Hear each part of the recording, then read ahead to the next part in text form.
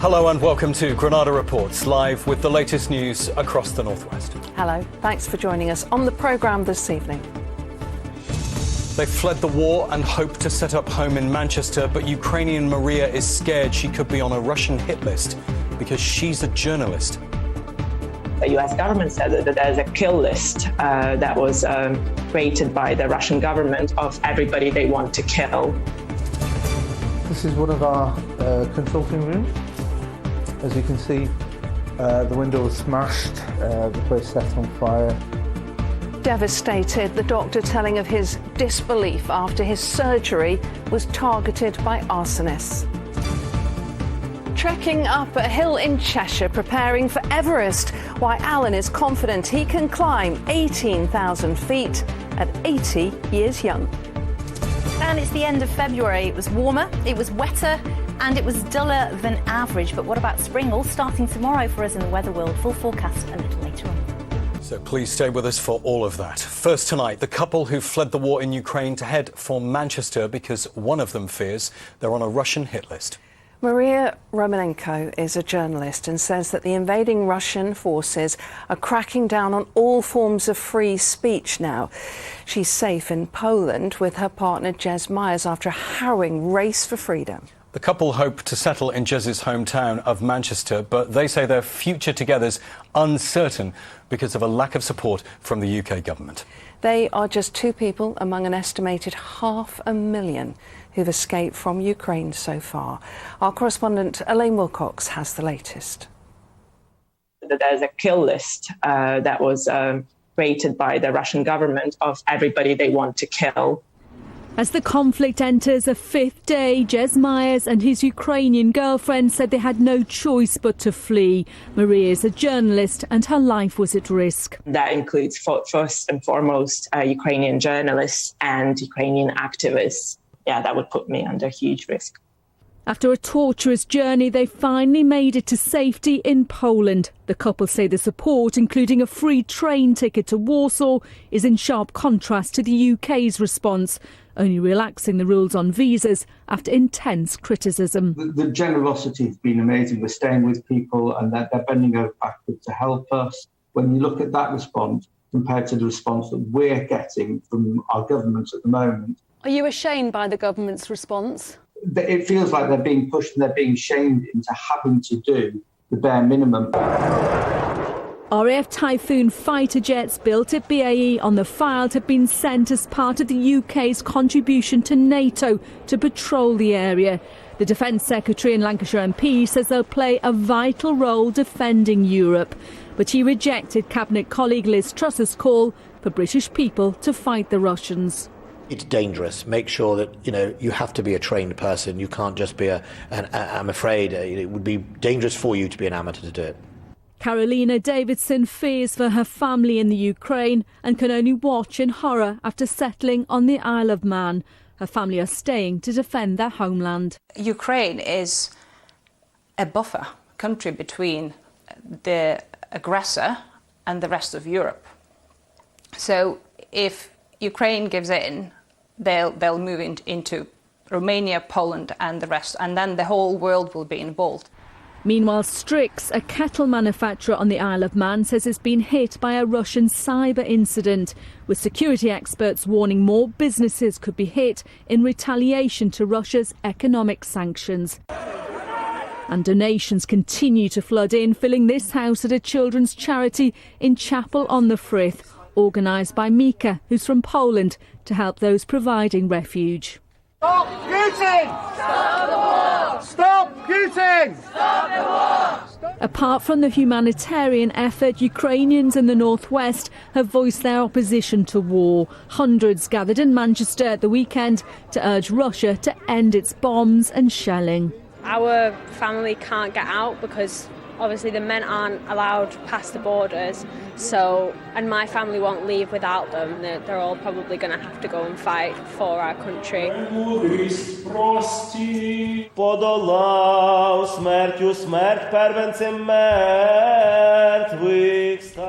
United in protest and prayer, our Ukrainian communities can only watch and hope their loved ones survive Russia's onslaught. Elaine Wilcox, ITV News. Well, we heard from the Defence Secretary in Elaine's report there. He has hinted that more would be done to help those fleeing Ukraine, like Maria. Our political correspondent Leisha McNally is in Westminster for us tonight. So, Leisha, did the government announce any major changes to these visa rules today? Not really, Lucy, no. There had been increased pressure on the government as Parliament returned this afternoon to do more to help those forced to flee the conflict, a pressure that intensified as the EU announced it would accept any Ukrainian without the need for a visa. But instead of fresh announcements this afternoon, what we got was a fleshing out of what had already been decided over the weekend. British nationals will be able to bring across immediate family from Ukraine, provided they pass security checks.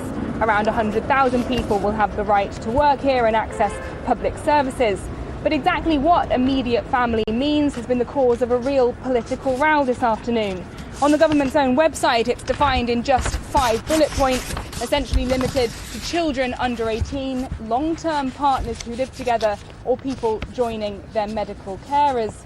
But of course, the bonds of human love go well beyond that very strict criteria. And critics have warned that if this list stands, you might have to leave behind a 19-year-old child, for instance. You couldn't bring an elderly parent over. Or, as we heard in the case of Jez and Maria, you might not be able to bring over a partner if you hadn't been able to live together for at least 2 years. When pressed on this criteria, the Home Office said it was still working through the eligibility. And there was a real sense of annoyance, I think, in Parliament today about that lack of clarity. The Chorley MP and Speaker of the House of Commons, Lindsay Hoyle, actually told the Home Secretary he thought this would have been better as a statement to Parliament rather than an announcement, so the MPs could have the chance to ask those all-important questions. That said, there were some hints that for Ukrainians hoping to shelter here, there is more hopeful news ahead. The Home Secretary says this is just the first phase of support, and the Prime Minister has told the nation he wants us to be as generous as we can. Leisha in Westminster tonight, thank you very much. Well, lots of you have been commenting to us all day about the Ukraine war. Thank you so much for all your messages. Johnny Swift says the whole situation is shocking and upsetting. No good for anybody will come out of this. And Dave Cheltenham says it upsets me as I'm thinking, what would my granddad be thinking if he was still alive to see what was happening in his country right now? This from Fiona: by not being able to host a football match or go to the Eurovision, we're not really hitting them where it hurts, but the government won't want to upset the oligarchs. It's sickening. Daz in Manchester says, I'm fed up with hearing about it. But Lorraine says, I understand people may be upset or fed up of hearing about what is going on. However, this is reality, whether we like it or not. Jeb Marsden, it worries me when I hear Putin suggest the use of nuclear weapons in such a flippant manner. He has such disregard at the thought of nuclear war. That man has to go. And while we're on the subject, let's take a look at what's coming up on the ITV News at 6:30 with Romilly. Coming up, the latest after another day of fast-moving developments in Ukraine.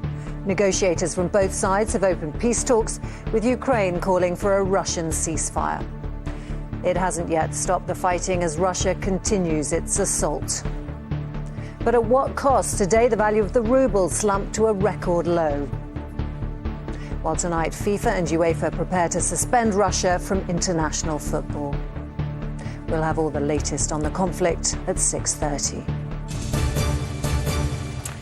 Well, back here, a GP says he is baffled why arsonists targeted his surgery on Merseyside, a surgery which has only just reopened to the public. Yeah, police are investigating whether the attack is linked to a separate incident in which racist graffiti was sprayed on the outside of the building in Huyton. The doctor has been speaking to our reporter, Claire Hannah. So yeah, this is one of our consulting rooms. As you can see, the window was smashed, the place set on fire. Picking through the wreckage after a devastating arson attack. Less than 2 months since Dr. Aman Amir took over this practice, the front windows have been smashed, petrol poured in and then set alight. It's really sad, it's really disturbing on so many different levels. One, that anybody could do this to anywhere, really. But as a clinical space, a space that we're proud to serve our community and provide their services for their healthcare, it's put us out of action, really. It's really quite sad and shocking. This comes after the practice had reopened its doors after the pandemic and the team had spent weeks getting it ready. Just looking at the space here is quite sad, really. I mean, just behind you is a chair where I might be sat taking telephone consults or looking at the screen. And I think if anybody was to look at their workspace in a state like this, would naturally become very emotional and sad that it's even happened to them. Patients can still get face-to-face appointments at a temporary practice set up at a nearby pharmacy. But all this damage is going to take at least 3 months to put right. And what makes it even more unsettling is this is the second time the practice has been targeted in the space of a month.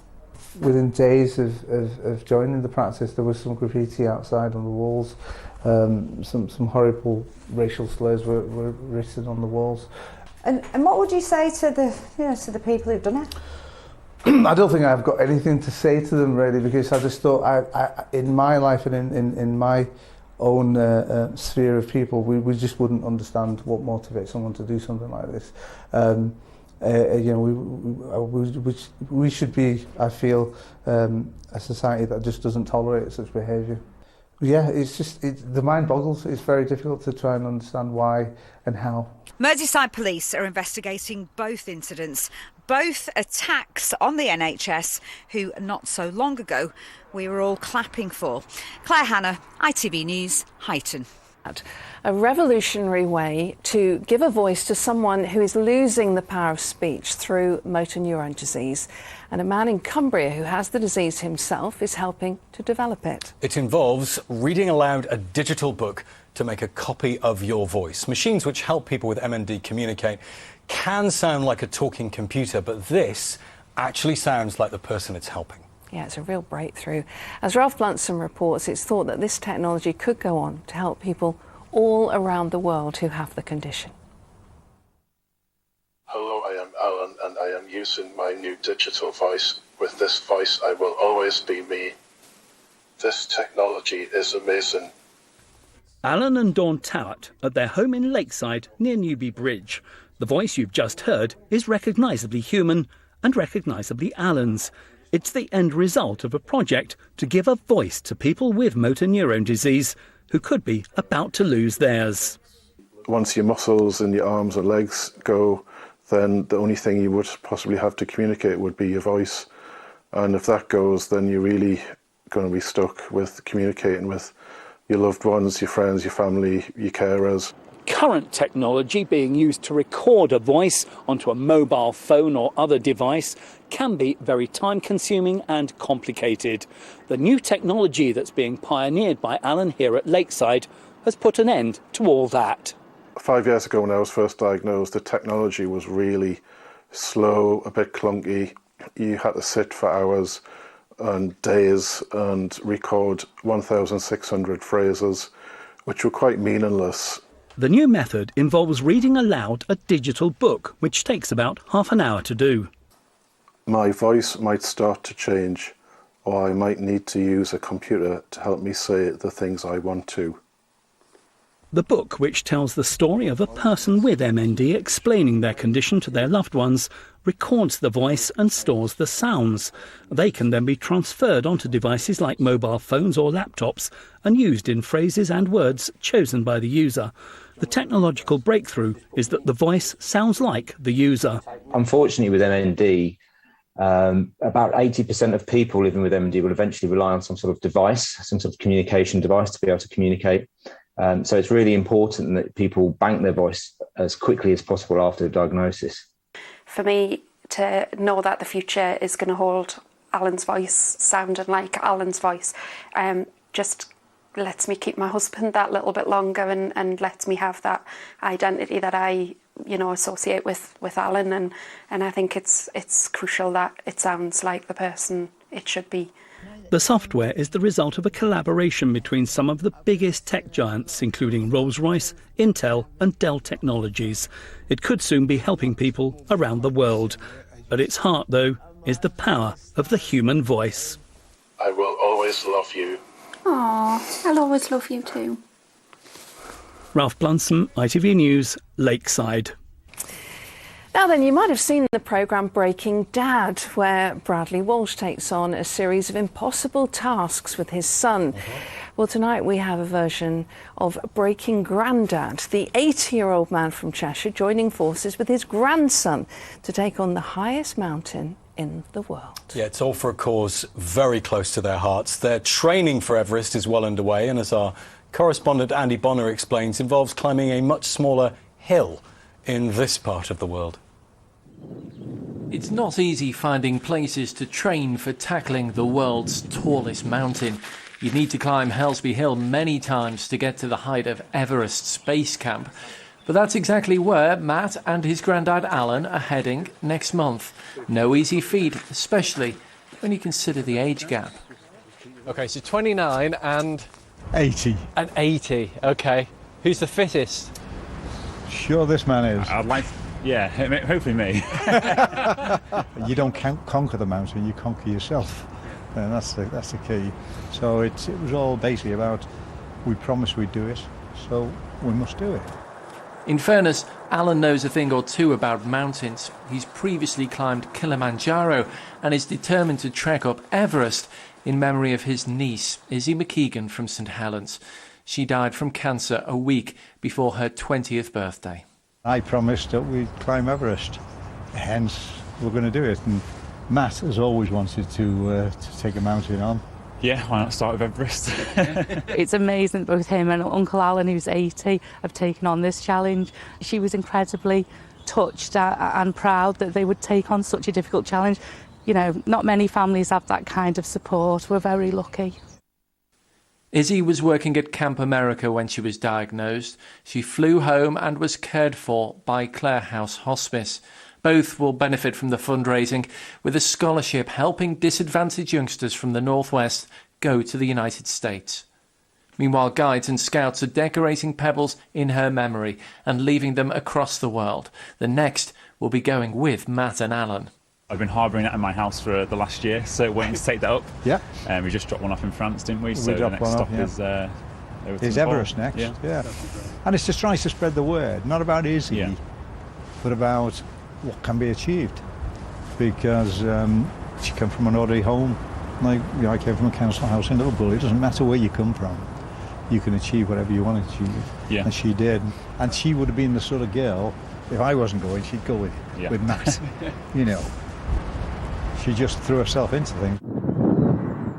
The trek will take 25 days, but Alan and Matt are making sure Izzy's legacy will be felt for much longer.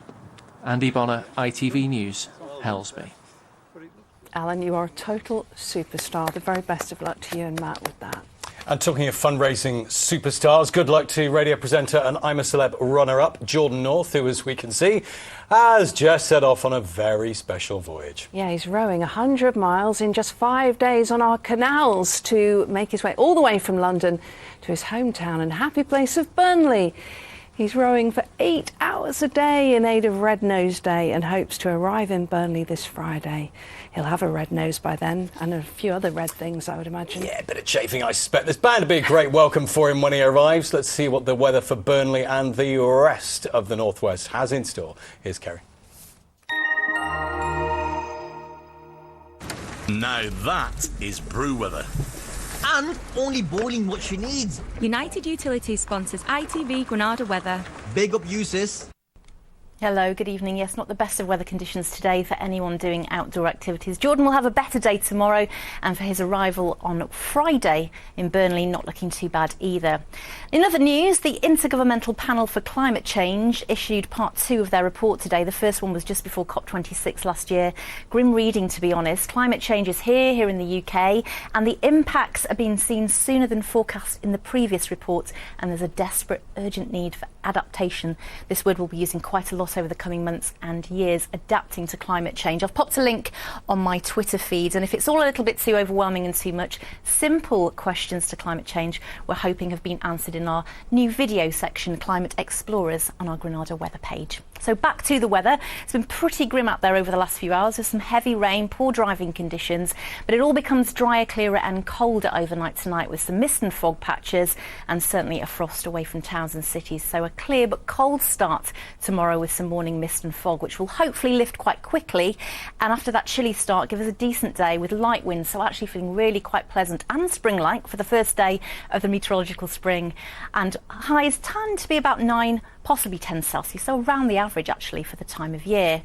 Now, as we head into Wednesday, it's not looking great actually. It was looking better a few days ago, but now we've got a weakening system giving a lot of cloud, some outbreaks of patchy rain and drizzle, maybe a few heavy pulses over the hills for midweek, and then you can see this area of rain to the west, and that's going to sweep through by the time we reach Thursday. But for Jordan and the rest of us, by the end of the week towards the weekend, it looks like improving during the course of the day to drier, clearer and colder conditions once more. See you soon.